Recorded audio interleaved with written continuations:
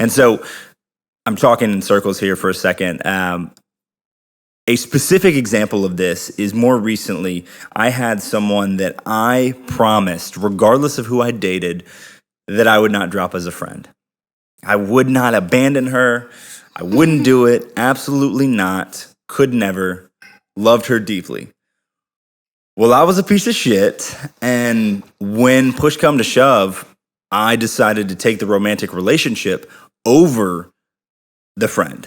Now, yes, you've got to shift priorities. If you're pursuing someone romantically, you know, there probably needs to be a high priority on that partner. And see our episode on the value of platonic relationships. And not necessarily a higher value on that platonic relationship, but there still can be priority to both. You know, we don't exist in a vacuum, and there is definitely a need and big benefit that can come from that platonic relationship. But I do want to walk back one statement from that episode, and that's that it's not an absolute statement that I will never prioritize a romantic partner over a friend, because that's just not true.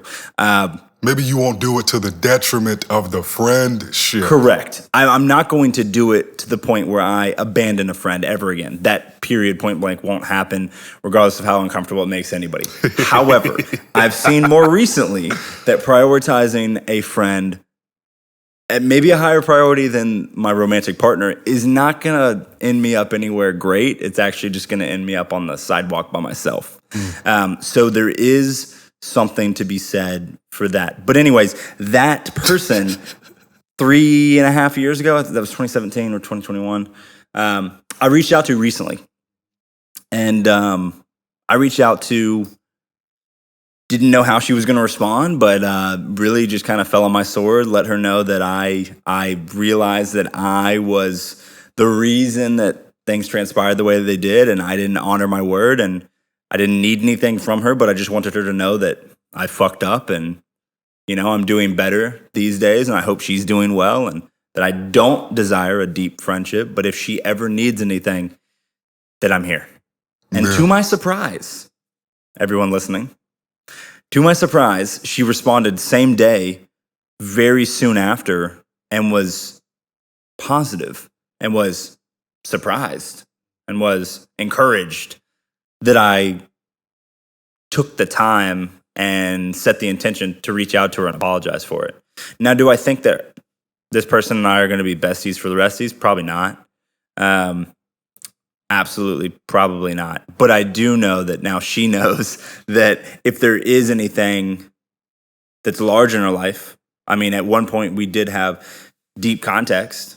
We were very, very close to one another. So if anything does go down, that she needs someone there, she knows, at least she knows that I'm there if she needs it.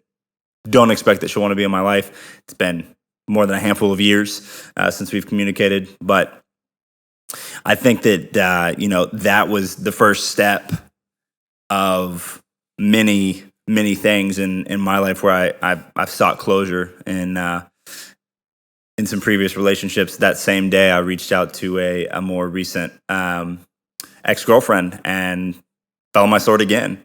It was just like James is just falling on sword day, you know. That Monday was just, let's just go ahead and open myself up, and it was kind of a day where I was overwhelmed with emotion, and not because I was crying in the club, but I was in a position where I was just like, you know, I've had a lot of baggage that I've been carrying, that I've been toting behind me through every workout, through every job, through every relationship, through every person I'm going on a date with. I'm dragging, 42 bags behind me.